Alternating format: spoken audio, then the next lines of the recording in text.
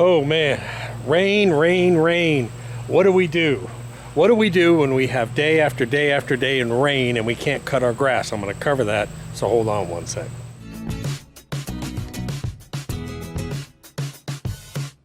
We go from a drought to having almost too much rain. We haven't been able to cut the grass, I don't think, in 5-6 days.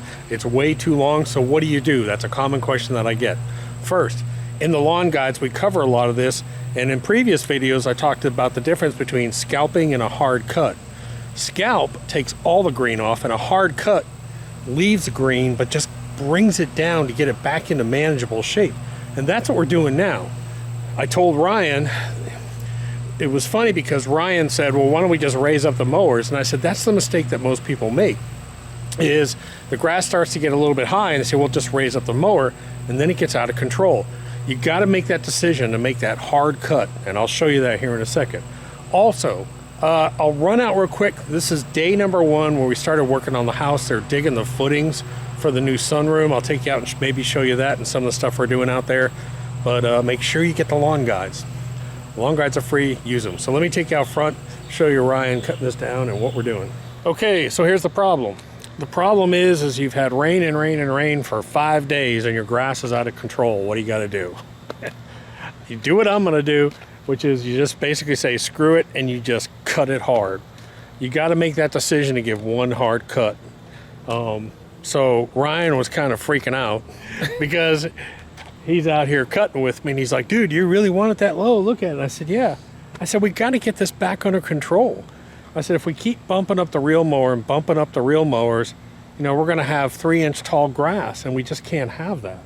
So we haven't been able to cut what, in 5 days, 6 days? We haven't been able to cut. And normally we're out here every other day or every 3 days giving this a cut because we're keeping it at 3/4 of an inch. And it's been raining like crazy. Yeah, it's been raining like crazy. So here's where we are. We got this beautiful green yard over here, and we're taking it down to this. But we've got to get it under control again. And that's what I'm talking about. I probably wouldn't do this in the fall because it's going to slow down the growth, but it's still in the 80s and we're finally having rain after rain after rain. So this will come back, just to answer your question.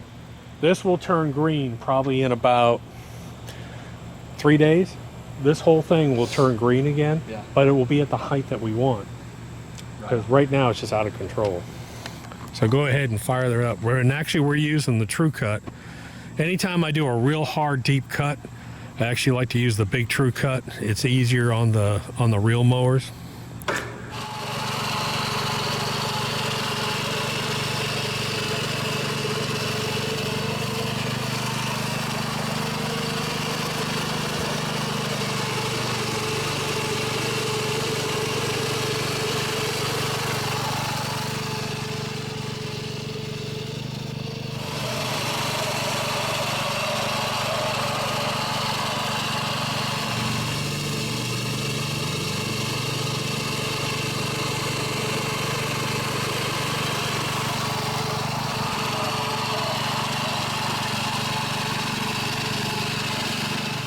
It is what it is, but man, you can't let this stuff get out of control. Especially, we're going to have more rain days coming up at the end of the week.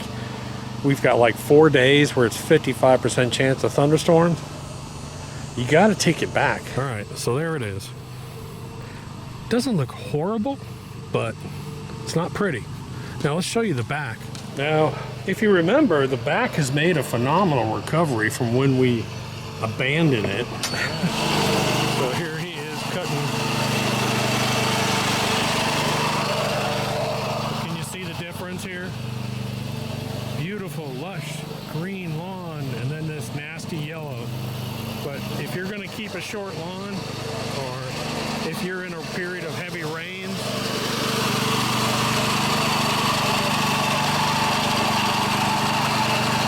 you really don't have a choice. I can see rain clouds off in the distance. This is the first sun we've had in 4 or 5 days. Matter of fact, the pond over at the farmhouse is filled all the way back up. And we've had, I checked my rain gauge, we've had 3.2 inches of rain over the past week. And I looked at my Agrible report, for the farm, and it says over the next 7 days I'm supposed to get another 3.4 inches. But the green we actually reseeded. So this is the brand new putting green. We actually came out here with Bermuda, and the Bermuda didn't do that well, to be honest. So I came out here with dwarf bent. We reseeded it with dwarf bent grass, and it's starting to come up. You can see that green haze all over it. I do have some ant hills. See all these little ant hills? They're all over the place. So I grabbed this off the shelf. Some complete insect killer, and I'm going to come back here and spray this, but I wanted to show you what the germination of this looked like. See it? This is that dwarf bent.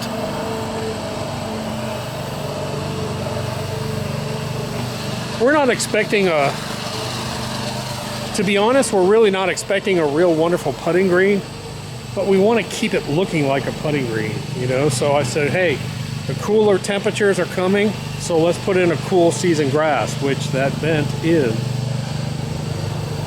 So we'll see what happens. But man, the backyard looks wonderful. New pool liner. Everything is healed up in here. It looks great, and now we're destroying it. Oh man. And I can hear my neighbors getting his lawn cut. You got lawn services running around like crazy right now because this is the first sun that they've had in 5 or 6 days. It's the first chance, so they're all out cutting like crazy. So if I put out a fertilizer right now with all this rain, I'll probably just put out a green shocker, to be honest. Something, just put it out green shocker, let it go down, give it a couple days, put out another coat of green shocker, put it down, all fast release, really quick. That's what I put on the green, by the way. I put green shocker on the putting green. Yesterday I came out here and put some down. But once this weather pattern of all these thunderstorms and rains passes, I'll do one more treatment of PGF Complete. And then after that, I'm going to stop my slow release, and I'm going to go to wait till the temperature drops to the fall, and I'll put down a little bit of PGF Balance. That's what I'm doing. I guess you call this day one of the renovation process, because this is the first day that we've actually got progress on the actual house itself, besides the property and all of the utilities and everything. So met with my mason guy today. He dropped off 2 of his guys here to start some work, but basically we're digging the footings for the porch. So we've got approximately a 16 by 30 sunroom we're adding on here. So what they're going to do is they're going to come out and they're going to dig in here and they're going to set footings, and then they're going to build up that new foundation.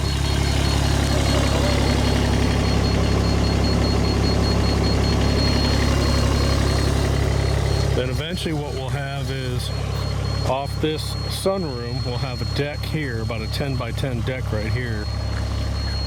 And then they've also got to come in here and they're going to have to put a foundation up here, across here, because this is going to be turned into the master bedroom, master bath and closet and all that kind of stuff. So let me give you an update. This is interesting. Remember all the work we did back here on the planting back here? And remember that crappy soil that I had brought in? So, and the guy, when I ordered soil, he said, our topsoil doesn't look that good. I would probably wait. I said, well, I need it like ASAP. So he says, well, I've got some organic garden soil. Well, basically, the organic garden soil that they brought out, once it dried out, was about 70% wood chips. Man, I was pissed. Because I knew what was going to happen without tilling it. You have hard clay, which has silicates. They're like platelets. And when they get wet, everything slides. And you can see here, look at this. See all this washout? Look at that. So, lesson learned. So what we're going to do is I'm going to have David's going to bring his rototiller in, and we're going to till this. But I also have a depression that we got to fill up. This was interesting. I was like, Ryan was telling me, don't stand on this, you're going to fall in. But there is a huge 1,000-gallon septic tank sitting right here. And of course, as the water goes down and the sides and everything underneath it all fill in, now I've got a big dent here, depression. So the water is actually going into that tank and running into the leach field. So it's following it and dragging down a lot of the soil. So now we have to come in and we've got a big hole here. Basically, we got to fill that too. I'm going to try and put most of that farm project on video for you. It's pretty interesting. Not only just the renovation of the house, but all the trenching. We had to do hundreds and hundreds of feet of trenching. We've got new wells, we've got exterior power, we got the shed I'm gonna do a video for, a whole bunch of videos. So hit subscribe and I'll post some of those videos up for you. We're done with this. So again, you have tons of rain coming in and you gotta make that decision. What do I do? And I'm telling you, if you're in a real heavy rain period and you get a couple days, 2 days of sun, come on out and do a hard cut. Don't do a scalp, just do a hard cut. Do one hard cut, bring it down below your normal height. So if you're cutting it 1.5 inches, that's where you cut. Drop it down to 1 inch or so, or 3/4. Give it a hard cut and then let it come back up. You don't want to cut all that green off. But you can see here, we still have a little bit of green, just a little bit of yellowing because we took it down pretty hard. That's what we want to do. Now, people are asking, can I still put down slow release PGF complete? And the answer is absolutely. If you're in a zone like us where we've got, gosh, we're still going to be 80s for the next 6 weeks or so. So yes, you can put down PGF complete. The transformation that takes place is when you start to see constantly in the 70s. At that point, when we hit the 70s, that's the point where I'm going to go to an all fast release. I'm going to go to a PGF balance or even a green shocker. And then we're going to let it just tail off naturally. There's no winterizing for warm season lawns. You just tail it off and let it tail off. Cool season guys, you guys are different. This is when you're going to start to push your lawns. You're going to be reseeding. The cool temperatures are back. The cool season absolutely loves it. Anyways, hit that subscribe, and like I said, I got about 20 some videos I got to put up for you guys. So I'll see you in a while. Doc.